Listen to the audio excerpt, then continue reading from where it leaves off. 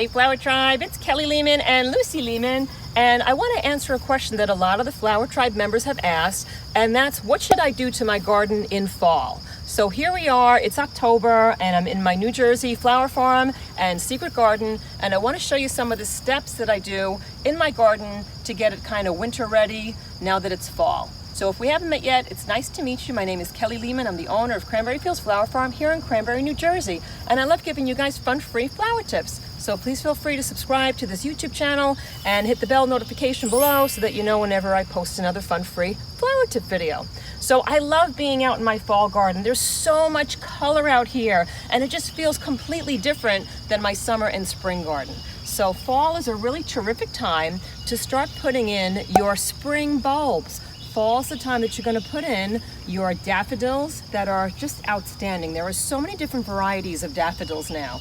And one of my favorites is called double daffodils. And they give you this big, beautiful burst of yellow color. They almost look like peonies.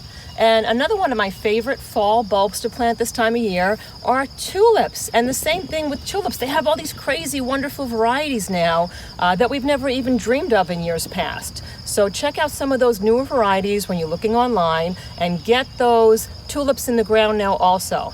And alliums is another one of my favorite bulbs to plant this time of year.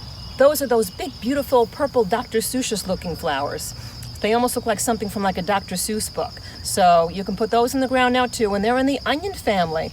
And that means that a lot of the critters leave them alone because they have that oniony fragrance that most critters don't like. Fall is also a great time of year to put in your peony tubers. You guys know that I am crazy about my peonies. This is a great time of year to get those tubers in the ground, but make sure that you don't plant those too deep, because if you plant your peony tubers too deep, you're not going to get blooms. So I made videos on each of those flowers telling you how to get those bulbs and tubers in the ground. So if you're interested in seeing exactly how to plant them, take a look in descriptions below where I linked up all those videos. Fall is also a great time of year to plant new plants. So this is like the best time of year if you're going to plant new hydrangeas. So make sure that you have at least 6 weeks before the first hard ground freeze to put them in, because plants need time to get established. So their roots need to kind of, break out, branch out, get all settled in. So make sure that you do it towards, like the beginning of October instead of wait until the end of November, because then they might not have enough time to get established.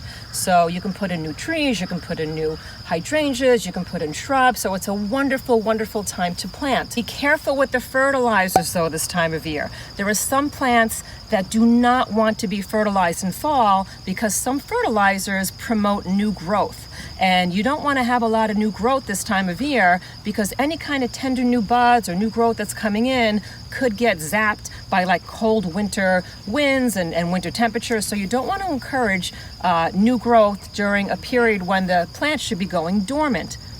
But there are some other plants that benefit from fertilizers. There are some fertilizers that just concentrate mostly on like the root development. So make sure that you know the fertilizing story. I also know that a lot of people fertilize their lawns this time of year. I think this might be the best time to fertilize your lawn. So there's like a whole myriad of information that you really should find out before you go into the fertilizer game this time of year.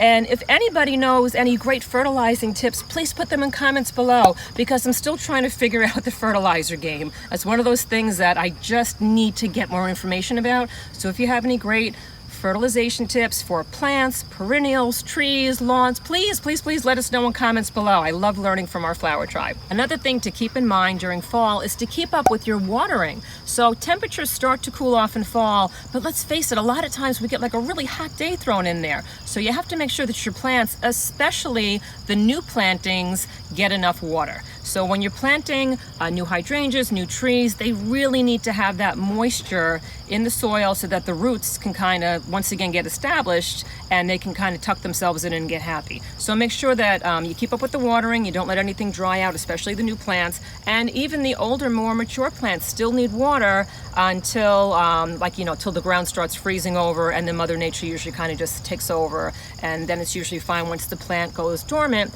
because it doesn't have as much need for that much water. Fall is also a great time to go through your gardens and try to yank out some of those old plants that you don't even need. So we're going to take a walk over to my garden right now, and I want to show you the disaster that's in the front of one of my gardens, because we had a ton of these really hard vines to get rid of, and they finally died back, and I know that I want to get rid of them now because they're a real pain in the growing season. So all these guys in here I know have been like a nuisance, and they finally died back, so I'm going to wind up ripping all of these plants out.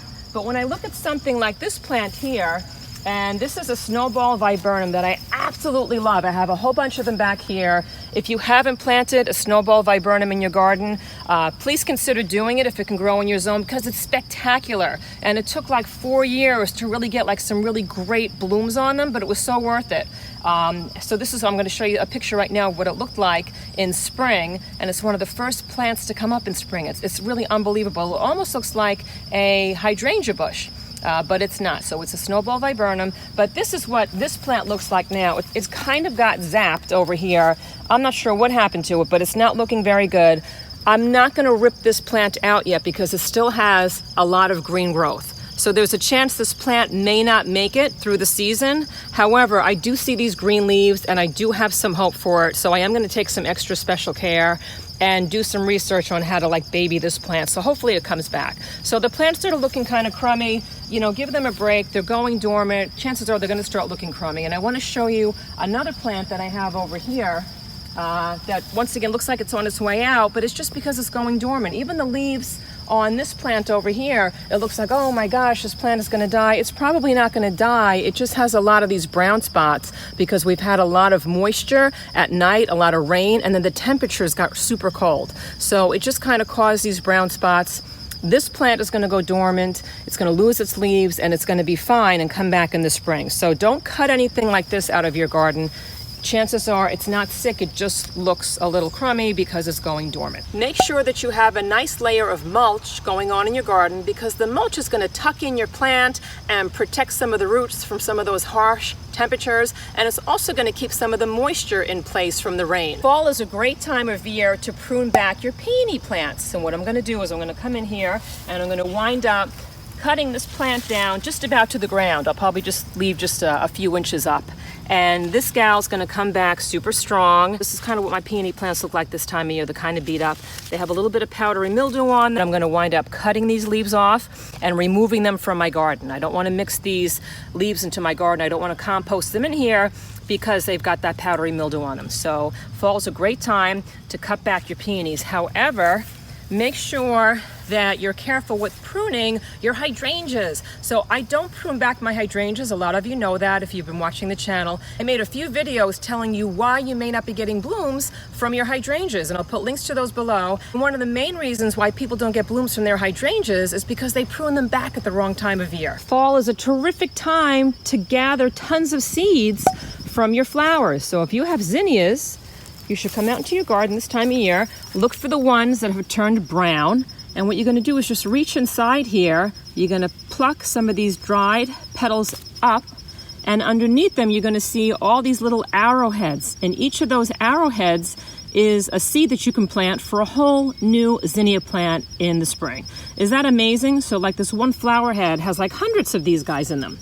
So I made videos showing you how to collect seeds from your zinnia plants, how to collect them from your celosia plants, and how to collect them from your sunflowers, and I'll link all those videos below. But it's really amazing what's out here. It's like treasure. But you have to make sure that you kind of dry these plants out first before you pluck them out and kind of store those seeds. So I'll show you that it's easy. It's like so simple and so easy to do the steps to kind of dry them out, and then I tell you exactly how to store them.